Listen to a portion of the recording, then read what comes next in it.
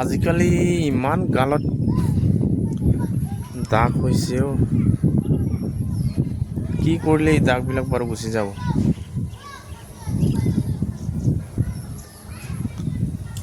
বহুত বেয়া লাগিছে মনটো। এনেই বাস্তৱত দেখা ইমানটো দাগটোতো দেখা নাপায়, কিন্তু মোবাইলৰ কেমেৰাত ইমান ওলাই আহে যে। কিবা ক্ৰীম আছে নেকি জনাবচোন আপোনালোকে যদি জানে। নিজকে 21 বছৰ বুলি ভাবোঁ, কিন্তু গানটো চালেতো 50 বছৰ যেন হৈছে আৰু। মা কচম দেই, চাই দুখ লাগিছে।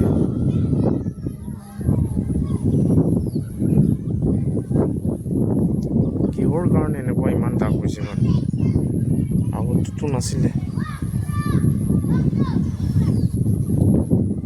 যেতিয়াৰ পৰা জাতীয় সংগঠনত কাম কৰিছোঁ, বাপৰে বাপ, একদিন ৰেষ্ট নাপায়। তেতিয়াৰ পৰাই বেছি ওলাইছে যেন লাগিছে।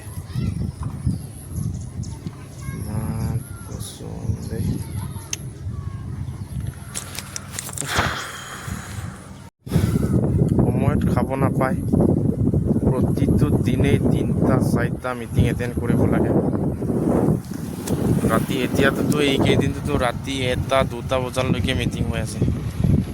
খোৱা বোৱা সময়মতে খাব নাপায়, এইটোৰ কাৰণে বেছিকৈ হৈছে নেকি। অলপ স্বাস্থ্যটো চাব লাগিব আৰু বিশেষকৈ মুখখন ধুনীয়া কৰি ৰাখিব লাগে।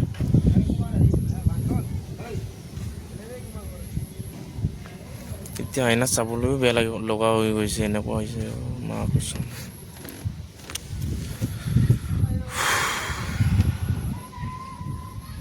ৰ'দ বৰষুণ নাই, প্ৰগ্ৰাম হ'লে যাবই লাগিব।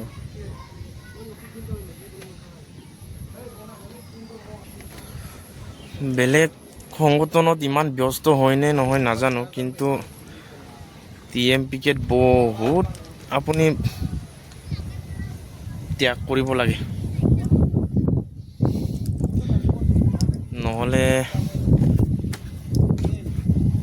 দায়িত্ব লৈ কাম কৰিব নোৱাৰি। আৰু দায়িত্ব লৈ মেলি কাম কৰিব নোৱাৰাটো একদম চবচে কাপুৰুষৰ কাম আৰু।